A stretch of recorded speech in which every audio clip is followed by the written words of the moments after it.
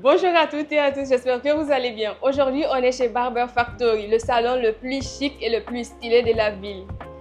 Alors restez avec nous pour découvrir ce qui ces fameux coiffeurs. Si tu devais te présenter sans dire je suis coiffeur, ça serait quoi? Je dirais je suis Henri Joël et je passe mes journées entre les peignes, les brosses et la créativité. Voilà, c'est tout. D'où vient le nom Barber Factory?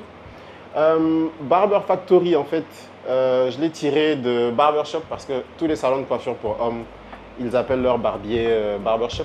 Et je me suis dit, je veux être un peu différent et je vais ajouter une touche qui me mettrait dans une dimension différente des différents salons de coiffure.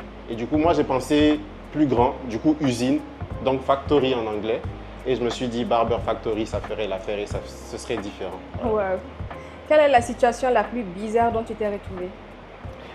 Il y en a beaucoup, mais celle qui revient fréquemment, je dirais, c'est les altercations qu'il y a entre les parents et les enfants quand il s'agit du style de coiffure qu'il faut faire. On ne sait plus trop qui écouter. Du coup, il y a cet enfant qui vient avec son style de coiffure bien jeune et tout, et le papa qui voudra qu'on lui enlève tous les cheveux. Et là, on ne sait vraiment pas qui écouter, mais après, on écoute celui qui donne l'argent. Donc. Plus de 3 millions de vues sur cette vidéo. Merci infiniment à la famille. Et pour célébrer le coup, j'ai fait une liste des 10 abonnés les plus actifs et j'ai décidé de leur offrir un service complet. Donc si tu entends ton prénom, n'hésite pas à venir en DM pour récupérer ton coupon. Tes vidéos sont drôles. Qui trouve les idées? C'est toi ou ton équipe? Je dirais, j'ai une équipe qui m'aide à faire les vidéos. C'est très difficile et big up à eux d'ailleurs. Du coup, l'inspiration, en vrai, ça vient un peu de tout le monde.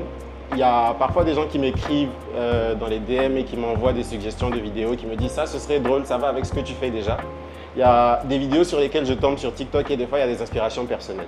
Mais je vais dire que je ne réinvente pas trop la roue.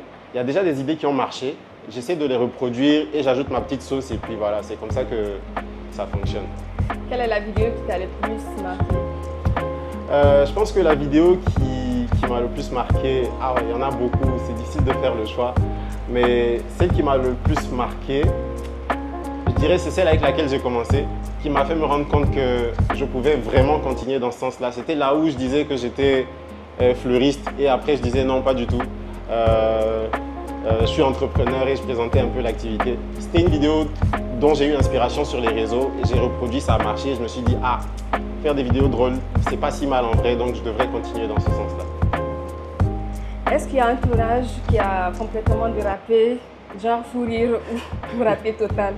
Ah, je crois que tous les tournages sont compliqués parce que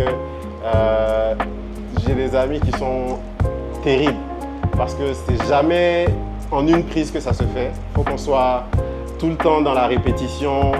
Il y a quelqu'un qui perd sa concentration, qui rigole, qui demande à ce qu'on recommence et tout. Et du coup, on peut passer minimum 1h30 à faire une simple vidéo de 30 secondes.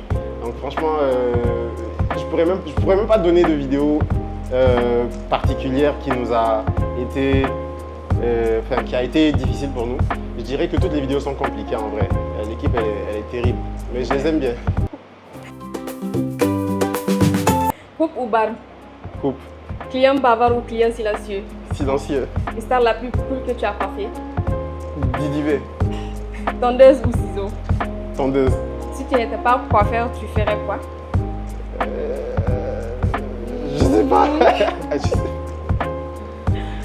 Si j'étais pas coiffeur, je sais pas. J'aurais fait dans l'entrepreneuriat parce que c'est ça ma passion. Du coup, j'aurais fait un autre business, mais dans l'entrepreneuriat. Je serais resté entrepreneur. D'accord, merci beaucoup. Pas de quoi, merci à vous. Moi, il y a une question. Ouais. Une deuxième Barber Factory. Bientôt, je sais pas encore quand, mais bientôt. Je suis sur le coup. Je sais pas, merci à vous d'avoir consacré du temps pour faire en sorte qu'on nous découvre un peu plus. Et j'invite les gens à venir découvrir ce qu'on fait, à découvrir ce que la jeunesse nigérienne fait. Franchement, c'est beau ce qu'on fait, cette génération-là, et j'encourage vraiment les gens à encourager les gens, quoi. Je pense que ce sera le mot de fin.